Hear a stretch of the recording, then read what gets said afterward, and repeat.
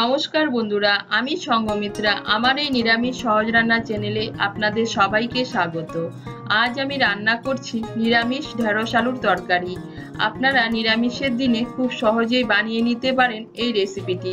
আপনাদের যদি এই রেসিপিটি ভালো লাগে তাহলে লাইক এবং শেয়ার করবেন, আর রেসিপিটি কেমন হয়েছে কমেন্ট করে জানাবেন। আরও নতুন নতুন রেসিপি পাওয়ার জন্য চ্যানেলটিকে অবশ্যই সাবস্ক্রাইব করবেন। ধন্যবাদ। রান্নাটা আমি সাদা তেলে করছি, আপনারা চাইলে সর্ষের তেলেও করতে পারেন।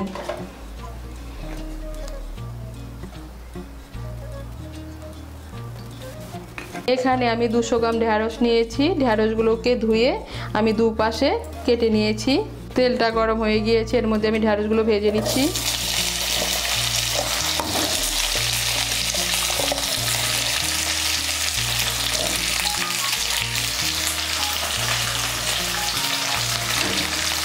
এর মধ্যে দিয়ে দেবো সামান্য একটু হলুদের গুঁড়ো,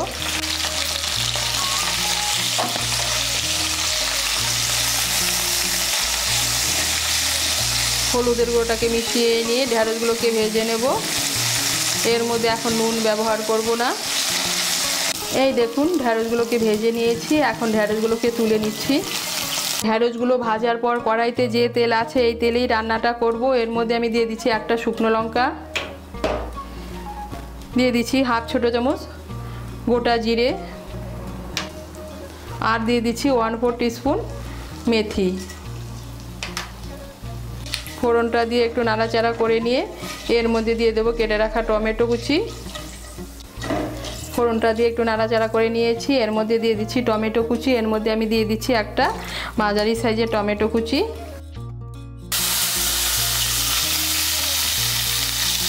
টমেটো কুচিটাকে মিশিয়ে নেব। মিশিয়ে নিয়েছি, দিয়ে দেবো আদা বাটা। এর মধ্যে দিয়ে দিচ্ছি 1 ছোটো চামচ আদা বাটা। দিয়ে দেবো জিরে বাটা, ধনে বাটা। এর মধ্যে দিয়ে দিচ্ছি 2 ছোটো চামচ জিরে বাটা আর ধনে বাটা।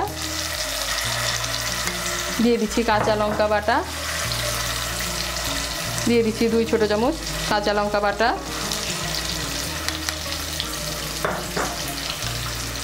দিয়ে দিচ্ছি সামান্য একটু জল।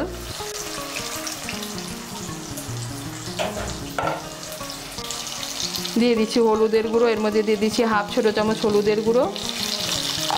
দিয়ে দিচ্ছি হাফ ছোটো চামচ লাল লঙ্কার গুঁড়ো, আর দিয়ে দিচ্ছি স্বাদ মতো নুন।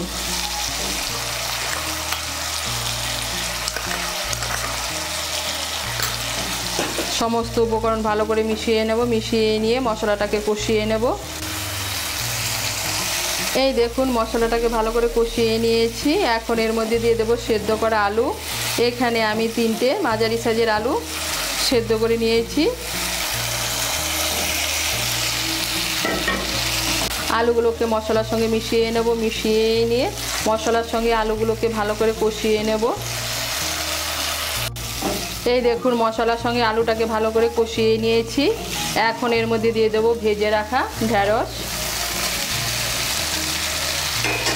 ঢেঁড়সগুলোকে মিশিয়ে নেব, মশলার সঙ্গে মিশিয়ে নিয়ে আর একটু কষিয়ে নেব। এই দেখুন, ঢেঁড়সগুলোকে মশলার সঙ্গে ভালো করে কষিয়ে নিয়েছি। এখন এর মধ্যে দিয়ে দেবো জল। এর মধ্যে আমি দিয়ে দিচ্ছি 1 কাপ গরম জল।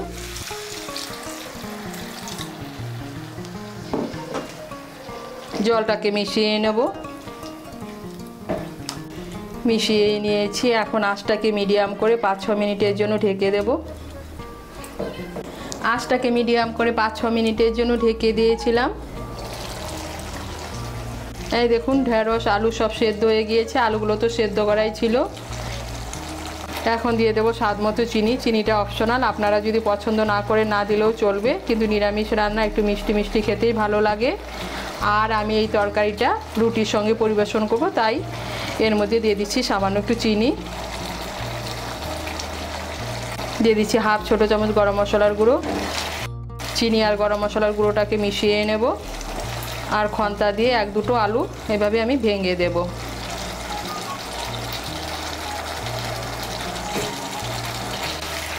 চিনি আর গরম মশলার গুঁড়োটাকে মিশিয়ে নিয়ে আরও 1-2 মিনিট রান্না করে নেব।